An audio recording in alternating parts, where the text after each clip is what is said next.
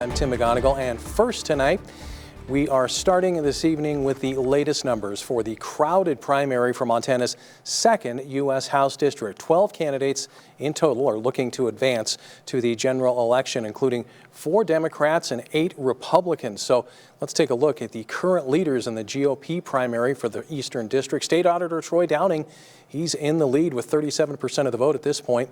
Now, Superintendent of Public Instruction Elsie Arntzen and former Congressman Denny Rehberg also considered among the frontrunners for the seat. They had the highest fundraising totals, but Stacy Zinn, the former DEA agent, showing well in 3rd place. Those 3, Downing and Rehberg and Arntzen, outraised their opponents in primary by hundreds of thousands of dollars. Now, Montana's Eastern District House seat is open after the current representative, Matt Rosendale, chose not to run for a 3rd term.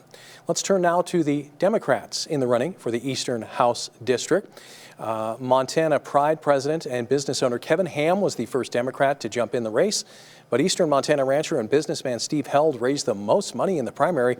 You may remember his daughter Ricky was one of the climate advocates who sued Montana in a landmark case and won. John Driscoll previously served in the Montana legislature and on the Public Service Commission, and he is at this point holding on to the lead with 34% of the vote. Also in that race is Ming Cabrera, a retired pharmacist from Billings. This race has drawn significant attention throughout the primary, talking about the Eastern Congressional District, of course, with many of the GOP candidates announcing that they were exploring a run before the current representative, Matt Rosendale, announced that he would not seek re-election. MTN senior political reporter Jonathan Ambarian has been covering this race closely throughout the primary. He has more on what experts are watching for in this race tonight. Among 8 Republican candidates running for Montana's Eastern Congressional seat, State Auditor Troy Downing built up a big lead in fundraising, and the day before the election, he secured an endorsement from former President and current Republican presidential nominee Donald Trump. Jeremy Johnson, an associate professor of political science at Carroll College, said that was a clear advantage for Downing. At least within a Republican primary, that's he certainly carries a lot of strength, even though he waited until essentially the last day, the last 24 hours to select Downing. And of course, a lot of the votes were already cast, but there's still plenty that were voted in the last 24 hours. The Democratic primary remained much tighter in the hours after the polls closed. Johnson said in a district expected to lean in favor of Republicans, the winner will likely try to separate themselves from the national party and appeal to voters on issues like the cost of housing. So it'll be an uphill battle for whoever wins the Democratic nomination. We have elections for a reason. Anything can happen, but certainly any analyst going in will say the Republican is strongly favored. There are no Libertarian or Green Party candidates who will appear on the general election ballot in the Eastern District. In Helena, Jonathan Ambarian, MTN News. All right, thanks a lot, Jonathan, for that. Now we turn to other primaries that we're watching this evening, starting with the GOP primary for the Office of Public Instruction. Both of the GOP candidates are current school district superintendents.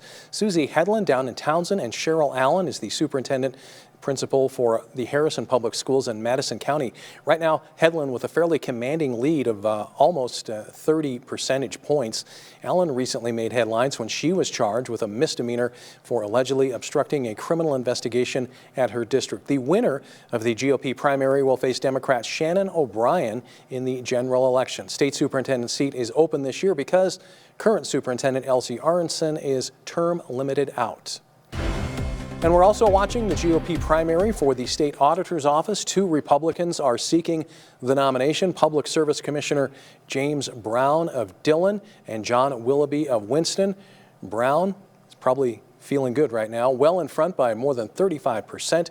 And current auditor Troy Downing leaving the office after 1 term to run for the U.S. House. The winner will face John Repke, a retired finance executive, in the general election. Of course, it's been a busy day at Montana Expo Park for the new Cascade County Elections Administrator, Terry Thompson, and her staff. And MTN's Tommy Lynch has also spent a good part of the day tracking numbers at the fairgrounds. He joins us now with the latest from Great Falls. Tommy? Thanks, Tim. Temperatures are pretty high here at Exhibition Hall in the Expo Park. Polls closed around 8 and the last voter finished up voting closer to 9, and we quickly got results by about 9:10 p.m. And aside from a few tweaks on the back end and some, adjustments here and there, Election Administrator Terry Thompson would say that she's pretty excited and ready for November. It's been a fantastic day, great voter turnout. We got people through the lines really, really fast. And early voting, we've counted 17,211 votes. Here in Cascade County, there are 7 contested Republican primaries with eyes on the Republican ballot for County Commissioner District 3, which is Eric Heinbach versus the incumbent Ray Grulkowski. Heinbach was a commissioner from November 2021, taking on the remainder of Tracy Houck's term until he lost re-election last November. Grulkowski has been a commissioner since November 2022, beating out Don Ryan for the seat. Ideological splits between Heinbach and Grulkowski have people keeping a close eye on the race. Preliminary results Tuesday night have Heinbach currently beating Grulkowski 58 to 42%, or by about 1,600 votes. Currently, 10,101 votes are currently in. The judges did a great job. I mean, they carry it. They're the ones that conduct the election on Election Day, and all I have to do is advise. So for my first primary, I am really pleased.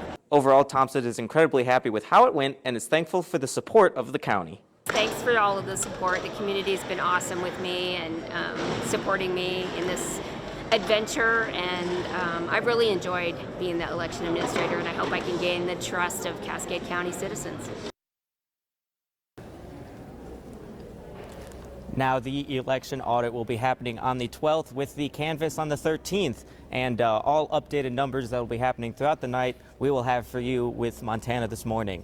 Now in Great Falls, I'm Tommy Lynch, MTN News. Back to you, Tim. All right, thanks a lot, Tommy. Good work out there today. Well, there are also a number of familiar legislative faces looking to represent new places as a result of redistricting. We're following some of the more interesting races in our area. The Republican battle for Senate District 13 features 2 current state representatives. Lola Sheldon Galloway is termed out in House District 22, while Josh Kazmaier has served 3 terms in House District 27. Right now, it's Kazmaier with a fairly strong advantage, almost 500 votes ahead of Galloway in that race. In House District 20, Stephen Galloway, husband of Lola Sheldon Galloway, currently represents District 24. He's looking to upend fellow Republican Melissa Nikolakakos, and she is the spouse of George Nikolakakos, who's in House District 26 representative, currently running for House District 22 against Republican James Whitaker, comfortably ahead in that race. This one between Melissa and Stephen really too close to call. Nikolakakos in front by just about 2 percentage points and a handful of votes. Now, the winner of the Stephen Galloway-Melissa Nikolakakos matchup faces someone who is no stranger to Cascade County politics in November, that being Democrat and former clerk and recorder Rena Fontana Moore, who is unopposed tonight. And the Republican race for House District 23 features 4 GOP hopefuls: Cascade Fire Chief and longtime ag educator Eric Tillman, along with Pete Anderson, John Proud, and Josh Danuli. Eric Tillman has jumped out to the big lead early with 62% of the vote. Democrat Sander Hopkins and Libertarian Kevin Leatherborough were uncontested in this primary. They'll appear on the November ballot.